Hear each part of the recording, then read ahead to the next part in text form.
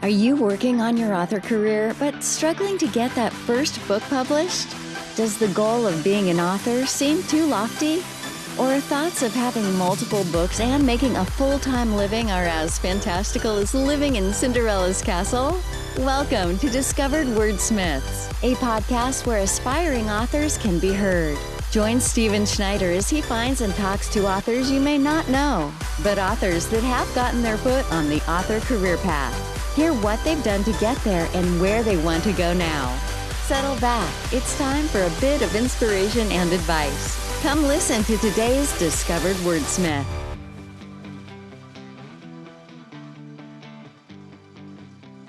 Hi all, and welcome to another episode of Discovered Wordsmiths. Today I have Dave Tamanini and his book, Tituba, The Intentional Witch of Salem.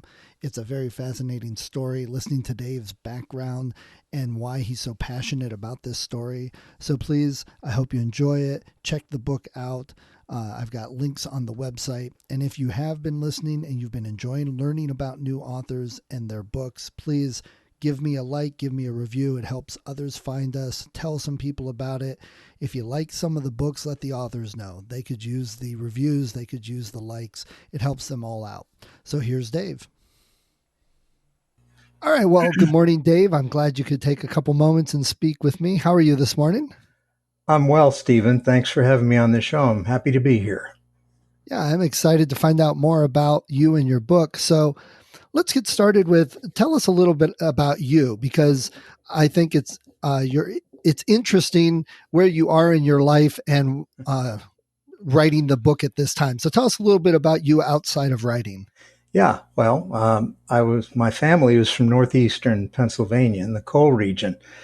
When I was growing up, though, I lived in a lot of places because we had a U.S. Army family, and so we moved around a lot. I do come from mostly blue-collar people, and I'm proud of that. But I moved on to college after high school and earned a bachelor's degree from the University of Maryland. And I bounced around a bit until I landed a job that really had profound effect on me the rest of my life. And that was as a civil rights investigator of race and gender discrimination. The work in that field led me When was that? It was in Harrisburg, PA. About what time? Oh, what year? 1972. Okay. It was back when we still had dial telephones, I think. Anyway, that led me to the University of Detroit Law School. And I graduated from law school and I went into private practice for over 30 years. I decided to retire early, luckily, because I could. And but the thing about practicing law is I got to help people in many different walks of life. And I learned a lot about human strength, our frailties, and sadly about hypocrisy. And that's the background that formed the way I look at the world and maybe how I write. Okay, so you aren't, 20 or 30 or anything like that. You've had a life and a career already before this. Yeah. So what led you into wanting to write at this time? Well, that's a really, that's a question that, depending on what time of day it is, I might give you a different answer. I don't know. But as best I can tell, I think that, I like to write. My grandmother was a storyteller, and I enjoyed, telling funny stories. And I started writing a little bit in high school and then in college newspaper. But, maybe that was just an exercise. I wanted people to hear my voice. And I didn't start any creative writing of any nature until I was in law school, believe it or not. I wasn't sure I was going to make it. And with with my wife being very supportive and agreeing, I wanted to give a shot at writing the great American novel. Well, I graduated. I did finish the novel right around that time, but I couldn't keep writing. The the need to help support a family and to form a law practice. I started my own law practice. Just it didn't give me the energy or the time to do anything creatively. So it ended up in a drawer, uh, literally in a drawer, because back then I typed it on a typewriter. So Right. Typewriter or longhand? yeah, it was a typewriter, which I had to teach myself how to type, of course.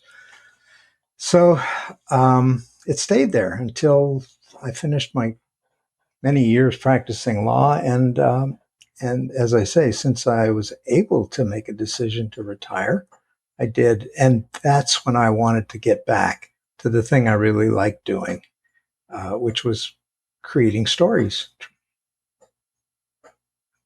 So after you retired, you decided to take up writing, and you wrote a book that I found very fascinating, and partly because with what's going on in our country, that you decided to write this particular book. So tell us a little bit about what this book is, what it's about, why you wanted to write this particular story. Sure.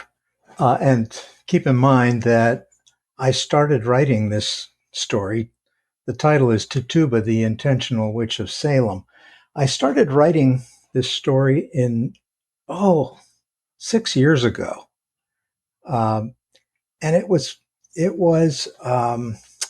funny because I was casting around for something to include magical realism in, and boy, that's a tough gig, and I went to a continuing legal education class that lawyers have to go to so many credits a year, and the presenter, kind of like to make it a fun class, focused on the Salem witchcraft trials and witchcraft in general, as it occurred before that time in Europe. 100,000 people may have been killed because they were falsely accused of witchcraft. And so the lawyer seminar included due process issues, the lack of decent trials, the goofy things they did to prove witches were guilty, instead of having, actually, sometimes to prove you were innocent. So they were difficult to do. So anyway, my background in civil rights work, the exposure I had as a white guy, I grew up with almost all white people. When I worked in civil rights, I got to see firsthand the theory that my mother always taught me. And she always taught me, everybody's the same. But when you live in a different society, you don't get to see that firsthand. And working in civil rights, I did. So I've always been intensely interested in social issues, equal rights for men, women, people of color, and women. So here's Tituba's story, and she was a real person. She was an enslaved African woman. She was owned by the minister in Salem, who the minister himself had a very troubled life. So Tituba, and I really love talking about my book. That's good. When I guess you probably have felt the same thing. When you start writing, you're kind of afraid to tell people about your story. It's like you're worried that you're walking with your child in a baby stroller, and somebody looks and says, "Oh my God, what an ugly child!" Because your book is your baby, and at first you're afraid to talk about it. But I got over that. So Tituba was kidnapped from Africa when she was 11 years old, and her name, Tituba, is translated in Yoruba language into appease, to appease or be an appeaser. And her mother named her that because she wanted her to survive slavery. And she made Tituba promise that she would always appease the masters. The mother was the possessor of magical powers and told Tituba someday she would have those powers too. So Tituba serves Paris and his family, his wife Elizabeth, 2 children in the household, Betty and Abigail, and they're on the frontier in Salem, which was just outside of Salem town, so it was called Salem Village. Tituba has to balance her own needs with her own family. Her husband was known as John Indian, another real character. These are all real characters except for John and Tituba's son, Akani. I invented him and added him to the story. So she has to balance the needs of her family with her own duties as a house slave. In the winter of 1691, just before the just before the witch hunts started, the Paris children became ill, mainly because they disobeyed their parents' instructions. And the village minister decided, when he couldn't help them get better, that they were afflicted by a demonic hand. This is what people believed back then. They believed the devil was everywhere. If you turned around real quickly, the devil was right behind you, trying always to tempt you into rejecting your religion. When things went well, it was because God smiled on you. If things went bad, well, God was either displeased or the devil had a hand in it. So this was a very real entity, the devil. And people were frightened. Well, when the village doctor said the girls were afflicted, everybody started looking at everybody else. And soon, people were looking at their neighbors in a way that, everybody was a potential culprit. Well, what happened was Tituba, her son, got the blame for the children being sick, and the master started punishing him very unfairly. Ultimately, when the boy rebelled, tried to run away, Paris sold him. And Tituba, again, a woman who's committed to a promise to her mother to always appease the masters, after a lifetime of service, she can't even muster the strength to fight for her son and to plead his case to the master.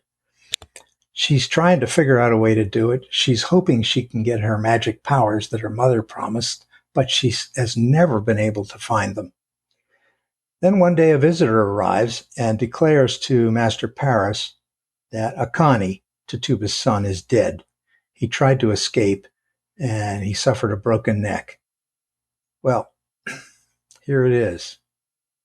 Tituba is hammered with this knowledge that only a mother can feel. Her child is dead, and her life of appeasement becomes totally meaningless, despite her promise to her mother. And in place of it, she rages against not just Paris, but all the English in the colony. They're all complicit in her mind. Everyone is involved one way or another in every humiliation she's endured at the hands of the English, and every trespass against her and her family, and she's going to have revenge. After she buries her son, Tituba comes into her powers, and that's part of the story of how that happens. And her revenge is, I'm going to use their fear against them. I'm going to create spectral images, and she does. Spectral images of women in the village that people know. And she has them doing witchcraft. Well, these people in the village, because they're caught up in their own credulity, believe it. Tituba, in actual life, was accused of witchcraft. Right. And she testified at trial. And her plan was to spread this fear. And she confirms that the women who have also been accused are witches. And in fact, there are many, many more of them. They're in Boston. They fly back and forth. They're coming for everybody. And this sets off this awful tragedy. People are accusing each other. People, it doesn't matter whether they're saints or sinners or rich or poor, spiritual or not spiritual. Everybody's fair game, and they're accused. And there are kangaroo courts. The court system, as part of the theocratic government at the time, was eager to snuff out the devil's work. And people were wrongly convicted. Even children were kept in jails. 19 people were hung. Right. Multiple families were destroyed. And Tituba starts to lose her thirst for revenge. And when she recognizes that what she started is now something that can't be stopped, it's got a life of its own, she turns on herself. She wants to be punished for the crime, but it's a crime only she knows she's committed. No one will believe her if she says she created the whole thing. There's no trial scheduled for her. She languishes in jail, and she succumbs to despair. She slides into a stupor. Segue forward. Months later, the governor has regained control and forbidden the use of this spectral evidence. That spectral evidence was enough to convict people of the death penalty. You can imagine how it was abused. So all the prisoners have been set free except Tituba, because their families paid for their prison charges. Samuel Parris, he had lost his pulpit by now. He has no money, and he trades Tituba for the cost of the jail charges. People had to pay for the chains that they wore, for their food, their clothing. As bizarre as that sounds, and they couldn't get out of jail until they paid those charges. Well, we're coming to the end, and Tituba learns that Parris traded her in exchange for the cost of her jail bills. Though the jail warden arrives to take her from her cell, and Tituba just at that moment falls into a trance, and she thinks she sees her long dead mother in the form of a specter. And she's lamenting to this apparition her fate that she's brought on herself, deprived of punishment or forgiveness for the monstrous crime that she's committed. And so the question that she must face is, how can she endure both guilt and another life as a slave? And if you want to know the rest, you have to buy the book. There you go. So, how much of your story is based on real fact, and how much of it did you make up and blend into that? Yeah. Well, this was, to me, is the fun part of writing historical fiction.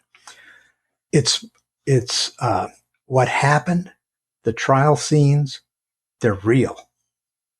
They really happened. There's records galore of trial transcripts. Sometimes I adapted the language for the modern reader or edited it somewhat. Some of the sermons that were given also were adapted, but there's records of how the ministers preached, how they had to fight the scourge and get rid of these instruments of the devil.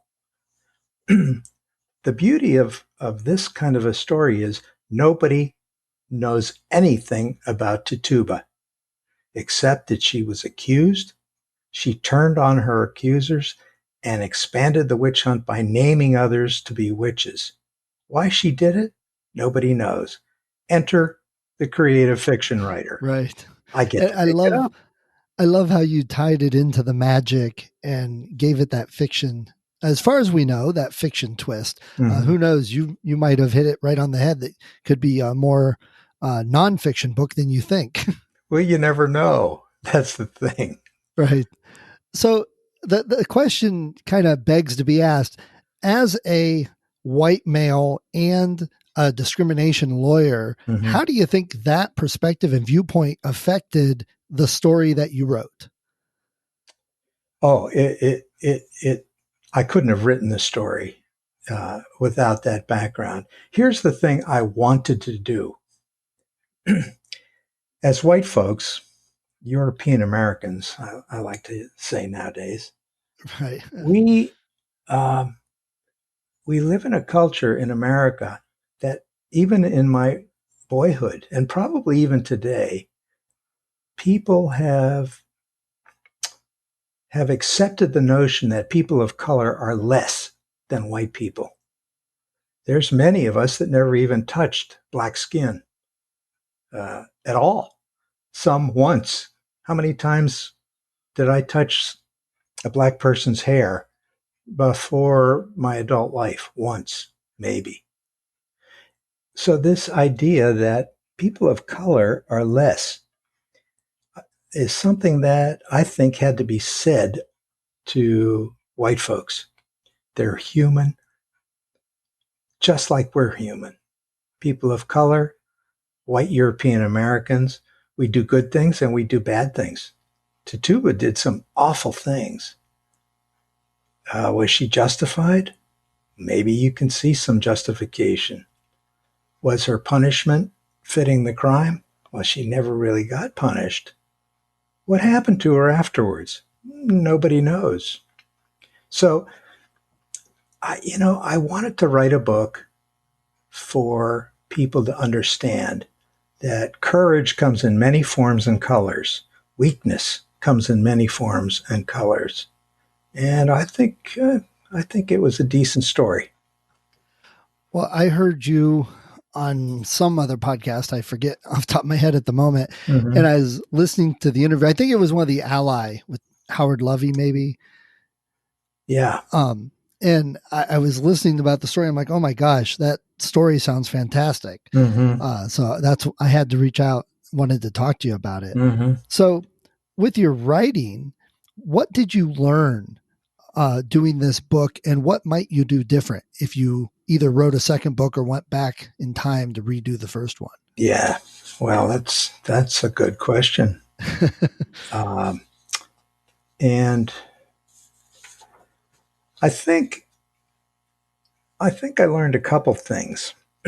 Well, numerous things, and I'm sure time won't permit, to have an extended conversation about it. But I think I started out. I wanted to find an agent, and this is after the first draft, the second draft, the third draft. I hired the best editor I could afford. And who helped me develop the story to get the flow of the story in a fashion that would please and entertain the reader. And then editing helped to do the line editing and the copy editing, just the grammar editing. Sometimes, no matter how many times you find mistakes, there's always another one or two hiding in there. So I thought I was getting ready to pitch to an agent. And I pitched to a lot of agents that I heard were going to conferences or who were in some of the writing media saying they wanted submissions in this and that or this genre or YA, children's, adults, horror, crime, romance, whatever. And I didn't realize that agents, they're just trying to make a living. And when they put out these requests for submissions, it doesn't always match what they really do. I'm not throwing stones at agents. Again, they're trying to make a living. But I discovered that if you want to query agents, you should try to take a look at what they've sold in the last year or two or five. Somebody who says, I want historical fiction, maybe they've only sold 3 books in romance and 2 in children's, and that's it in the last year. Many, many agents say they want to contract with a debut author. That's people like us, a debut author. And you look when you do the research, and they've never sold a book by a debut author or one 7 years ago. Where do you find this? You find it on Publishers Marketplace. Publishers Marketplace online. It costs about $20 a month. If you go to your library and try to present why you would like them to carry it, they may sign up for it. But again, I didn't know about it until the end. And then I started seeing I had wasted lots and lots of time querying agents that have never sold a book in my genre. So that's one thing I learned. The second was, if you're going to start trying to query agents, start trying to learn how to be an independent author at the same time. Because the odds are, if you have an agent, if they can sell your book, if they can sell it to a small publisher, you're going to have to market your book as in the same fashion that an indie author who self-publishes. So it's best to start learning that stuff as you're moving along in your career of creative writing, or if you write nonfiction. I think the same thing applies. So Right. I wouldn't. I'd be more careful about how I query agents. The fact is, I queried a bunch without real success, and but fortunately, I had approached it thinking, well, I better learn how to be an indie author, even though I'm still trying to sell the book. So I think doing it differently. Now that I know, I would be very careful about the agents I select, and I decide how long I'm going to do it, and that's it. And then I'm going to move on to self-publishing. I'm very happy that I self-published, but time will tell how many readers I can entertain with this book. And how long has your book been out?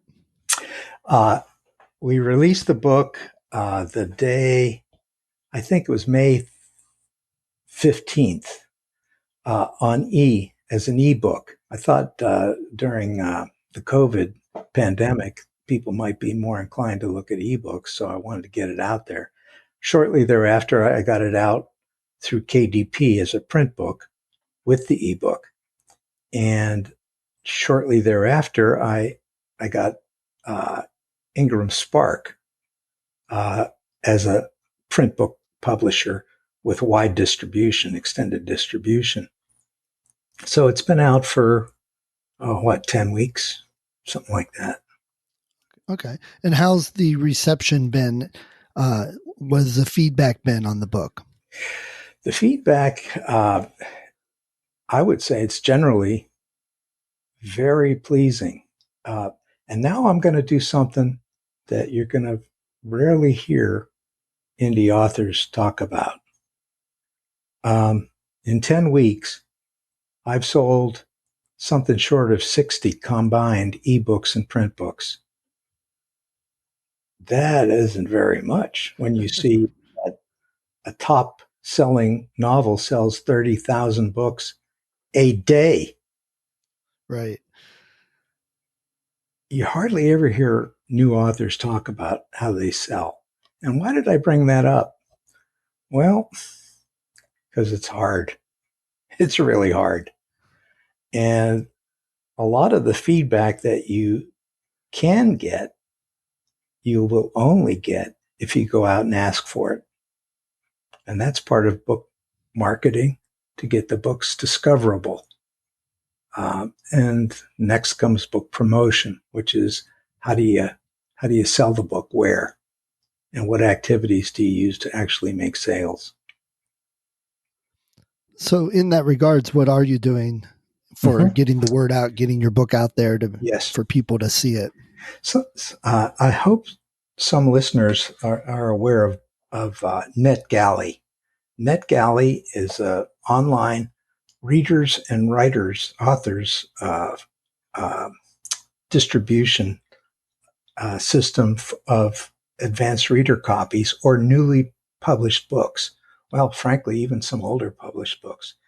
It's kind of expensive, but what you do is you pay NetGalley, and they put the book out to all their readers. And so you can then try to get reviews from people who like your genre. It is expensive, but luckily I discovered a cheaper shortcut to still using NetGalley, and it's called NetGalley Co-ops. The one I used was Victory Editing and Victory. And for $45 for a month, you can submit your book to NetGalley, and it goes out to reviewers.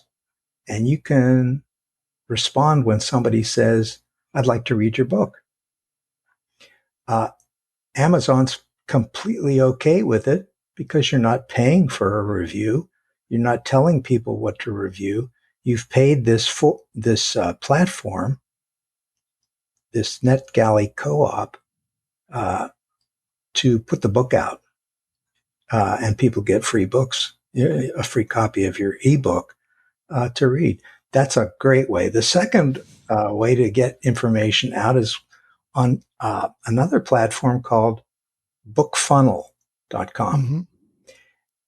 That is indispensable for new writers because it allows you to send ebooks to anybody you can think of. So if you have a group of friends who are willing to support you, you can send them each an ebook for free. It's an easy way to do it. And BookFunnel is a free platform if you're a debut author. I think it's like for a year. Maybe it's $20 for the year or something. It's I think it's incredibly something inexpensive. like that, but it allows you to send books to, I don't know, you think of anybody you can think of, a college professor, another writer, somebody you followed on Facebook. I followed a very successful writer, and I went to a couple events, couple festivals, and met published authors and made friends with them. Well, what the heck? As soon as Tituba's ready, dear so-and-so, I remember I told you about my book. I published it. Here it is. Would you give it a read? I'd love to hear your comments. I may get an answer. I may not. right? But that's some of the things that are available to us as new authors to try to get information out about our work, to get eyeballs on the book, and then reviews. And I know BookFunnel, you can integrate that with a mail list to capture email addresses. Does NetGalley offer anything like that? Let me think. I'm not sure. Here's what I did. I mean, on NetGalley, people ask to see the book. You can either approve them or not approve them. And they'll read the book. 100 and some people asked to read the book, and they downloaded it. But out of that 100, I got maybe 10 or 15 reviews. 10 reviews. Wow, that's actually a pretty good percentage from what I understand. I could not complain. And somebody would write a book, and it would go up on write a review. It would go up on NetGalley, and then sometimes they'd post it in Goodreads. Occasionally, they'd put it on Amazon. And so I asked if it was allowed for me to, because you have their email address, write to them and say, thank you for the review. I appreciate it. It's important to folks, yada, yada, yada, whatever you wanted to say. And then, would you be willing to post it also on Amazon if they haven't done that? And one or two did. One or two is fine. Yeah, that's not too bad. No. So, Dave, when you're writing, what software do you use for your writing? Yeah, well, I still use Microsoft Word. To me, it's the go-to for me. That's my history. I used it when I was practicing law. I also use Pro Writing Aid, which is a grammar checker, style checker. It's got numerous ways that will help you, whether you are a fiction writer or a nonfiction writer, to improve your writing. So I would do my first draft in Word, second, third, fifth, 10th draft in Word. And occasionally when I'd want to show somebody what I'd done, I would run a chapter, say, or 10 pages through Pro Writing Aid to see if I could improve the style of the writing or the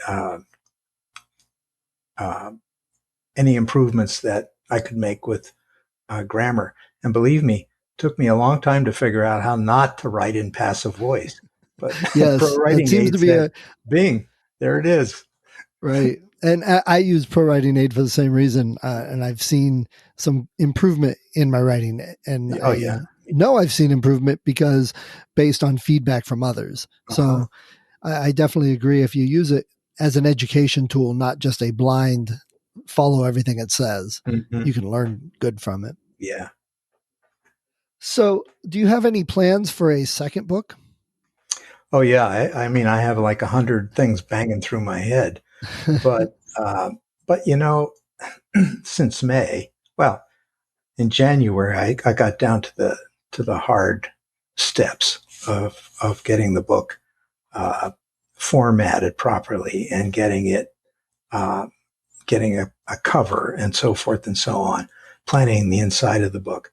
And that took me until May. Since May, I've been a publisher. And, folks, you cannot just write a book and hope somebody finds it. You have to do the work of a publisher. If you don't have an agent, and even if you have a small publisher, you're going to have to do it.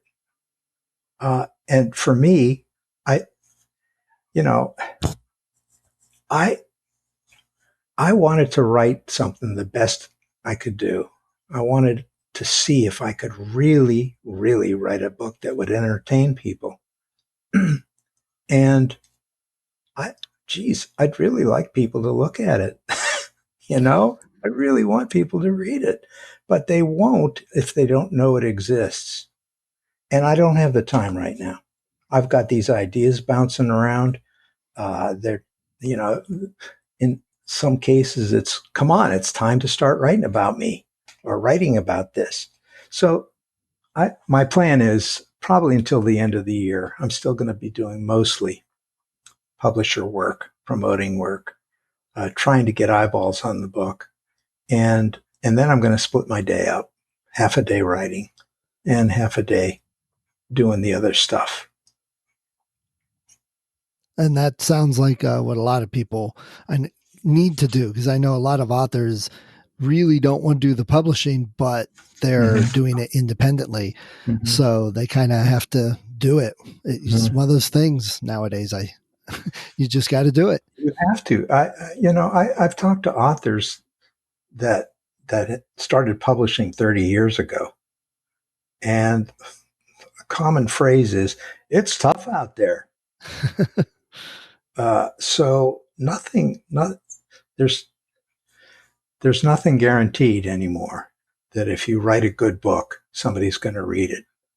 And there's so many of us who can write damn good books. So speaking of good books, Dave, what are some of your favorite books and favorite authors? Oh, my. Well, first, if you want to be a good writer, you have to be a good reader. If you want to write, my advice is to write the genre that you like to read the most. So I don't go by authors so much. I really go by the genre. And for me, for example, for nonfiction, I'm interested in current events. I'm interested in history. So I read books written by people who have walked the walk, who, have been there, who have done things in that field and write nonfiction. For fiction, I guess it's kind of the same. I mean, I look to the genre. I look to the best names I can find. And when I first started reading, when I first started writing seriously 6-7 years ago, I was reading 3 or 4 books a week. I had never had the time to do that before in my entire life. but I had to do that. So I would say rather than authors, I like to read genres and the highest quality I can find. Well, what's the last book you read that you liked? Yeah. Well, in nonfiction, I read How to Be an Anti-Racist by Ibrahim Kendi, a truly brilliant man of color who it's not a real deep book, but actually I reread it. I had read it about a year ago, but for my book club, it was chosen, so I read it again. Really a fine book that is a good guide for people of goodwill who want to figure out what do I do? How do I look at myself? And what can I do to make myself a better person when it comes to believing, trying to be not just non-racist, not neutral, but anti-racist. So that was a really fine book. In fiction, I just started The Conjurer Woman, about a medicine woman in the 1860s, and really beautiful writing. The Conjurer Woman. Who's that by? I'm trying to think.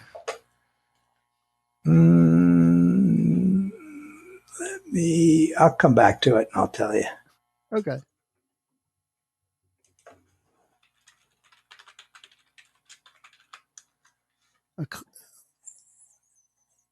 It's by Afia Atakora.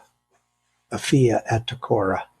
Just beautiful prose. I'm like 50 pages in, so can't say that much about it, but I have high expectations based on the skill of the writer. A young woman too. It's her first novel. Well, I'll have to make sure and have a link to it in the show notes. Yeah. So where you live, Dave, do you have any favorite bookstores in your area? Well, my most favorite bookstore is the public library. I love the library. Oh, absolutely. And we have another bookstore. It's called the Midtown Scholar. I've been there. You have? Isn't that a gorgeous place? It's on the outside. It's in a renewing area in downtown Harrisburg. They call it Midtown Harrisburg. But inside, you walk in there, and it's like you're going into a European old bookshop. Yeah. With subfloors and sub-subfloors and antiquarian books and everything you can think of, new and used. I like that place a lot. And they host a lot of authors, sometimes big name authors that come into town. But also a buddy of mine just was published on a thriller novel at a small press, and they hosted a book signing for him last year. Nobody's going to book signings now, but yeah. So I like the Midtown Scholar. There's also a mystery, the Mechanicsburg Mystery Books shop, and they host mostly mystery books and things in that kind of area, probably crime, dark stuff. Yeah, we've one that we've been out to in that area is Cupboard Maker Books. Also Cupboard Maker Books, yep. Yeah. That's one of our favorites because, of course, they've got all the cats. So my family gets some books and gets some cats. If you get along with cats, you can do it. If you love cats, it's even better. If you don't, yeah, it's still a good bookstore. Yeah, it's the one that's painted to look like a bookshelf with books in it on the outside. Yep. Yeah. All right. Well, Dave, before we go, is there any last words of advice or anything you'd like to tell an aspiring author that's listening to this? Doing it within the time constraints, I guess. First, I mean, who am I to tell anybody how to be an author? I'm a first-time author myself. I do have some life experiences, and I think the first piece of advice I would want to give a new writer is ask yourself why you're writing. Why am I writing? That is a crucial question. Are you writing to make money? Are you writing to inform people? Are you writing to just get something off your chest? Because if you start meeting other people that write, or if you start comparing yourself to other writers, you're invariably going to start to question yourself. And if you can narrow down, why am I doing what I'm doing? It'll help you focus on your writing. The answer today might not be the same as it will be in a year or 5 years or 10 years, but it's a question worth asking periodically. Why am I doing this? I'm really upset because I've sold less than 60 books. Well, why am I doing this? Was it to make money? Well, I'd like to recover the costs at minimum, but I'm doing it because I wanted to write something in the best possible fashion that I was capable of doing. And I ought to be happy that I did it. So if the answer is I wanted to make a lot of money, well, that means I got to start doing things very differently and working a lot harder at it. Well, I think the book you've written is a pretty fantastic looking book. I haven't read it yet. It's on my list. Yeah. So hopefully more people will discover it with some of the things you're doing. Thank you. Thank you very much, Stephen. And I hope anyone that does pick up Tituba, the Intentional Witch of Salem, enjoys the book. I hope so too. Well, Dave, thanks for taking some time to talk with me today. It's been great. I appreciate it. Oh, I feel the same way. Thank you very much, Stephen. Thank you for listening to Discovered Wordsmiths. Come back next week and listen to another author discuss the road they've traveled, and maybe, sometime in the near future, it might be you.